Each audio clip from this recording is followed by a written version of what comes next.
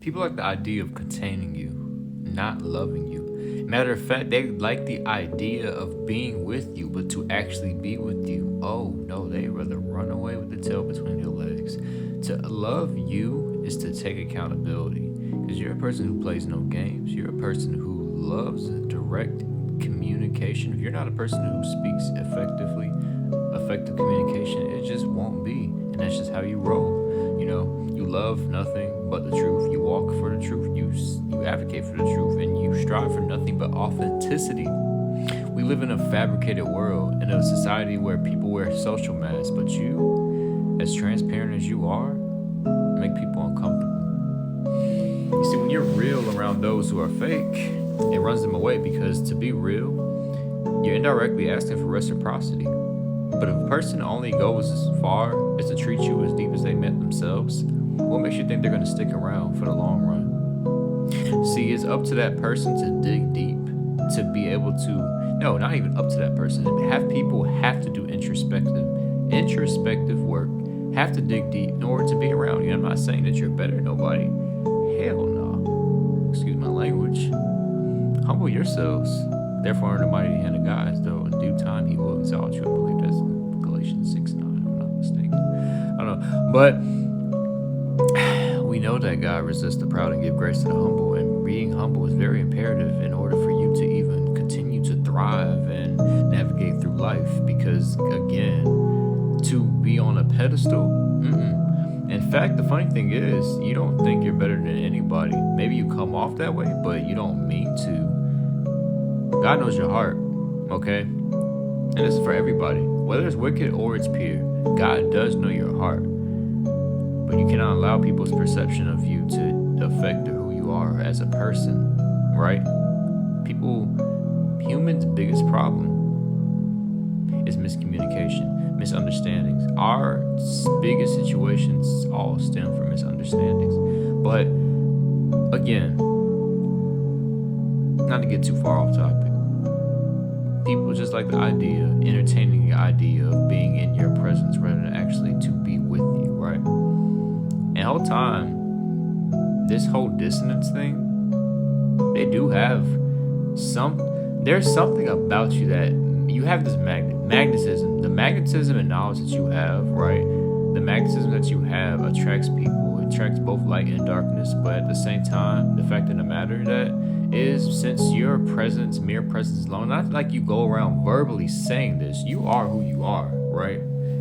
But your energy alone, aura, I guess in a sense, your aura demands authenticity, demands truthful. There goes my ear ringing. My ear's never rung this much. My last message I just posted, previous message, my ear was ringing, and it's back ringing again. God must be really trying to tell me something. I don't know. But anyways, losing my train of thought. I really gotta write something down for my next message, because I'm gonna pray on that.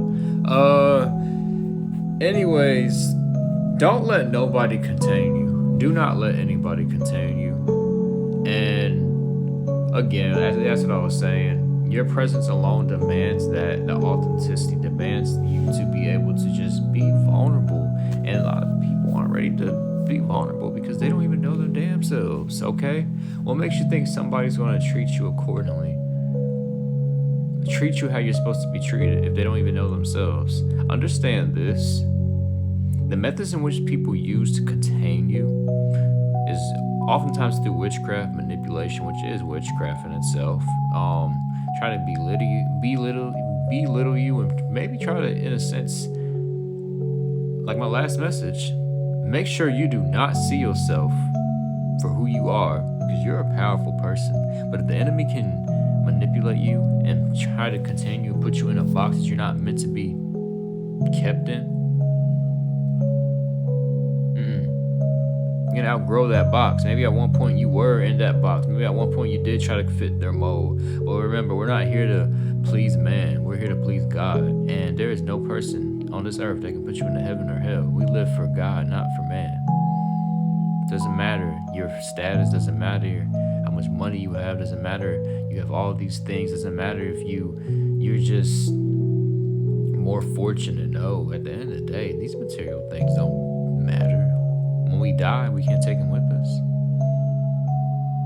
And what Fetty Wap said? What's that song? RGF Island? I forgot the lyrics. Not expecting money just to spend it. And when you die, you cannot take it with you. Yeah. That's how it goes. My expecting money just to spend it. And when you die, you cannot take it with you. You cannot. Okay? I don't know why that song was a song of choice.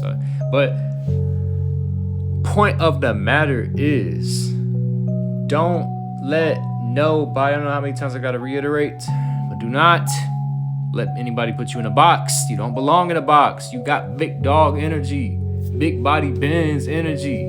Okay? They trying to put you in a dog meant for a poodle, but you a pit. Huh? No.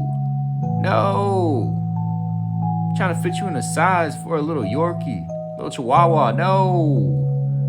You got that big dog energy, that Cane Corso energy, that Pit Bull energy. Okay? Yeah. Don't let nobody. Next time you feel that in your spirit, next time you feel like you need to shrink, don't shrink. Don't shrink for nobody. It's okay to have your days where you're, reserved, less talkative. Doesn't mean that you're shrinking yourself. Some days you don't want to talk. Some days you do want to talk. Some days you want to socialize. You might be an ambivert. Some days you're predominantly extroverted. Some days you're predominantly introverted. It's just you.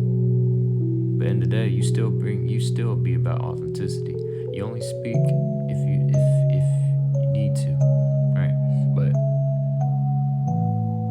point of the matter, I don't even know. Wrapping this video up though. I hope this resonated with somebody, okay? But as always, I love y'all. God bless, and remember, it's impact over influence, baby.